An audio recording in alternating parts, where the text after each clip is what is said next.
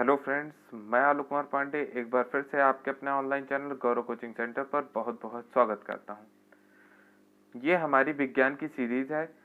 हम इसे one liner question answers format में डिस्कस करेंगे। इन क्वेश्चंस की जो भी डिटेल है मैं उनको आपको क्वेश्चन के बीच में बताता चलूँगा। फ्रेंड्स, इसमें जो क्वेश्चंस हमने लिए हैं वो सेलेक्टेड क्वेश्चंस हैं और जो कि आपके एग्जाम्स में बार बार पूछे गए हैं। तो फ्रेंड्स, और हम इसे टॉपिक वाइज कर रहे हैं। हमने कल टॉपिक शुरू किया था एलिमेंट। फ्रेंड्स, अगर आपने हमारे इस साइंस सीरीज की फर्स्ट वीडियो नहीं देखी है तो ऊपर आई बटन पे लिंक दिया हुआ है, आप उस पर जाकर के देख सकते हैं।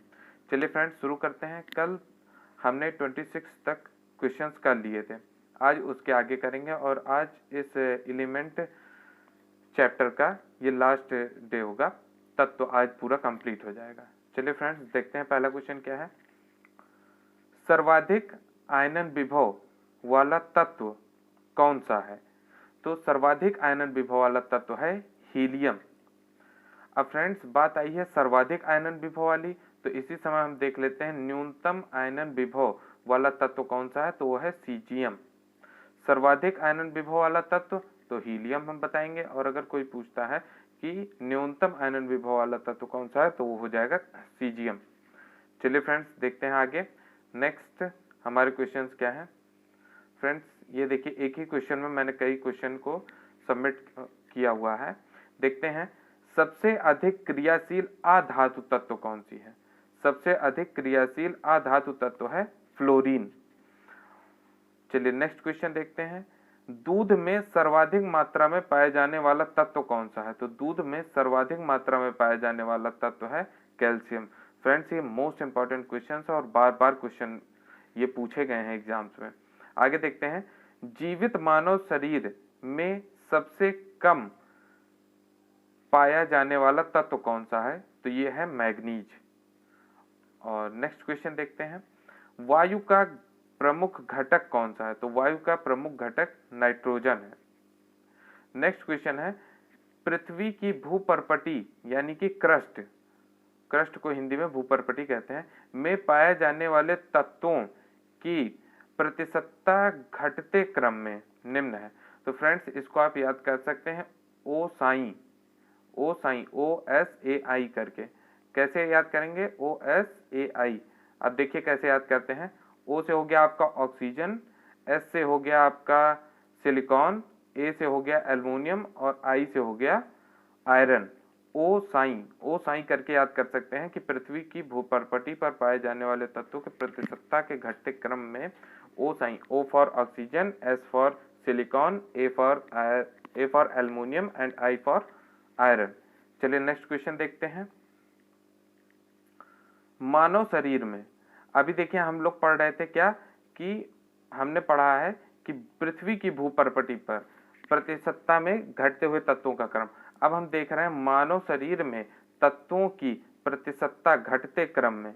तो फ्रेंड्स, ये oxygen, carbon, hydrogen, nitrogen. Friends, आप चार, कम से कम शुरुआत के 4 सीरीज तो आप याद ही कर लीजिए। तो फ्रेंड्स, ये क्या हो जाएगा? Oxygen, carbon, hydrogen, nitrogen. इसको कैसे याद कर सकते हैं? इसको याद कर सकते हैं आप O C H N, O C H N करके। ओ फॉर ऑक्सीजन हो जाएगा, C for carbon, H for hydrogen and N for nitrogen. और यहीं पर एक क्वेश्चन और बन गया आपका कि सर्वाधिक मात्रा में, ये क्वेश्चन हमने कल डिस्कस किया था कि मानव शरीर में सर्वाधिक मात्रा में पाया जाने वाला तत्व कौन सा है? तो यह है ऑक्सीजन। फ्रेंड्स, इन सभी क्वेश्चंस का आप नोट्स जरूर बना लीजिएगा क्योंकि इसके नोट्स बहुत जरूरी हैं, और इन क्वेश्चंस को आप इन वीडियो को बार बार रिपीट करके देख लीजिए। कम से कम 2 से 3 बार आप इसको रिपीट करेंगे तो ये सारे क्वेश्चंस आपको याद हो जाएंगे। और इस टॉपिक से, जैसे कि हमने आज उठाया है तत्व, तो इससे बाहर और क्वेश्चंस आने की संभावना नहीं है। चलिए आगे देखते हैं।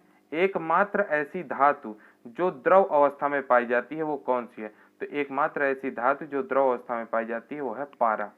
और पारे का प्रयोग आप जानते हैं कि द्रव रूप में कहां पर किया जाता है? तो थर्मामीटर में किया जाता है। आगे देखते हैं, मानवीय द्वारा सबसे मानव द्वारा, फ्रेंड्स ये टाइपिंग मिस्टेक है थोड़ा, मानव द्वारा सबसे पहले प्रयोग की जाने वाली धातु कौन सी थी? तो फ्रेंड्स सबसे पहले प्रयोग की जाने वाली धातु तांबा थी। ये आपके जीएस और साइंस दोनों के लिए इंपॉर्टेंट क्वेश्चन है। आगे देखते हैं, चांदी के पश्चात, थोड़ा टाइपिंग मिस्टेक है, चांदी के पश्चात विद्युत सबसे अधिक सुचालक, विद्युत का सबसे अधिक सुचालक कौन सी धातु है? तो यह है तांबा। अब फ्रेंड्स हम तांबे की ही बात कर रहे हैं इस समय। हमने तांबे को लिए पढ़ा कि मानव ने सबसे पहले प्रयोग किया धातु, तो वो तांबा। चांदी के पश्चात दूसरे नंबर पर विद्युत की सुचालक धातु तांबा। और नेक्स्ट है, तांबे को उबालने पर इससे निकलने वाली वाष्प का रंग कैसा होता है? तो ये हरा होता है। चलिए फ्रेंड्स आगे चलते हैं। लोहे के पाइपों को संचरण से बचाने के लिए, फ्रेंड्स ये क्वेश्चन कई बार पूछा गया है, संचरण से बचाने के लिए उसके ऊपर जस्ते की परत चढ़ाई जाती है और इसे क्या कहते हैं? तो इसे गैल्वेनीकरण कहते हैं, इंग्लिश में गैल्वेनाइजेशन कहते हैं। आगे देखते हैं, जिंक ऑक्साइड को और किस नाम से जाना जाता है? तो जिंक ऑक्साइड को जस्ते का फूल के नाम से भी जाना जाता है। ओके फ्रेंड्स आगे देखते हैं, गलित कैल्शियम सिलिकेट को क्या कहा जाता है? तो गलित कैल्शियम सिलिकेट को स्लैग कहा जाता है। नेक्स्ट देखते हैं फ्रेंड, स्वर्ण को किसमें घोला जाता है? स्वर्ण यानी कि सोना, सोने को किसमें घोला जाता है? तो ये एक्वारेजिया या अम्लराज में घोला जाता है। चलिए फ्रेंड्स आगे देखते हैं, या सोने की सफाई के लिए किस अम्ल का प्रयोग किया जाता है? तो उसे अम्लराज कहते हैं और इंग्लिश में एक्वारेजिया कहते हैं। अब फ्रेंड्स इसका सूत्र क्या होता है, इसको आप कमेंट बॉक्स में आंसर करके बताइए। चलिए आगे देखते हैं, पोटेशियम परमैंगनेट को और किस नाम से जाना जाता है? यहाँ पे हमने देखा गलित कैल्शियम सिलिकेट को किस नाम से? स्लैग के नाम से।